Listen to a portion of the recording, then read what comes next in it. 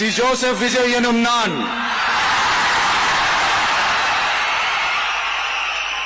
தமிழ்நாட்டு அரசின் முதலமைச்சர் என்ற முறையில் எனது கவனத்திற்குள்ளாவதும்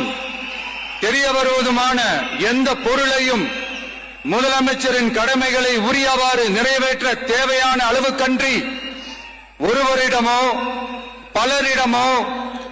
நேர்முகமாகவோ மறைமுகமாகவோ அறிவிக்கவோ வெளிப்படுத்தவோ மாட்டேன் என்று ஆண்டவன் மீது ஆணையிட்டு உறுதிமொழிகிறேன்.